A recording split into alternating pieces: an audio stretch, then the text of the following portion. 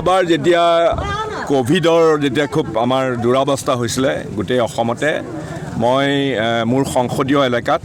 3টা Covid care centre আমি আৰম্ভ কৰিছিলোঁ নগাঁৱত ঘাইকৈ নগাঁৱৰ বাহিৰেও মৰিগাঁও আৰু আমি লামডিঙত আমি Covid care centre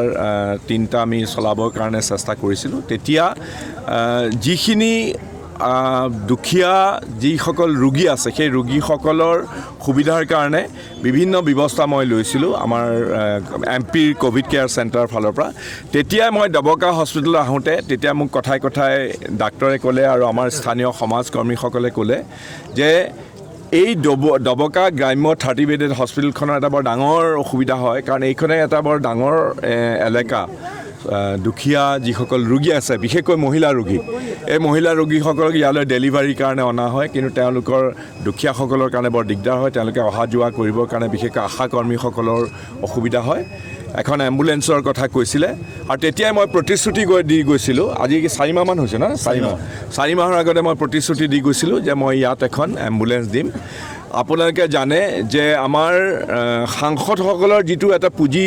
government of ইণ্ডিয়াই দিয়ে সেই পুঁজিটো কৰোনা আৰম্ভ হোৱাৰ পিছৰে পৰা 2020 চনৰ ফেব্ৰুৱাৰী মাহৰ পৰা সেইটো গভৰ্ণমেণ্ট অফ ইণ্ডিয়াই বন্ধ কৰি ৰাখিছে কিন্তু মোৰ যিটো প্ৰথম ইনষ্টলমেণ্ট পাইছিলোঁ মই সেই প্ৰথম ইনষ্টলমেণ্টৰ পৰাই মই অলপ যোগাৰ কৰি পেলাই মই এই এম্বুলেন্সখনৰ ব্যৱস্থা কৰিছোঁ আজি মোৰ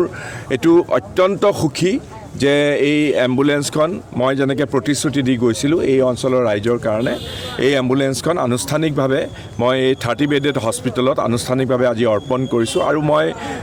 যিজন মুৰব্বী চিকিৎসক আছে তেওঁ সভাপতিত্বত এখন সৰু কমিটি এখন গঠন কৰি দিছোঁ যাতে কমিটিখনে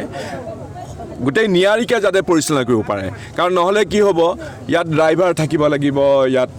ইমাৰ্জেঞ্চিৰ সময়ত গাড়ীখন যাব লাগিব দুখীয়া মানুহক আনিব লাগিব সেইখিনি নিয়াৰিকৈ যাতে পৰিচালনা কৰে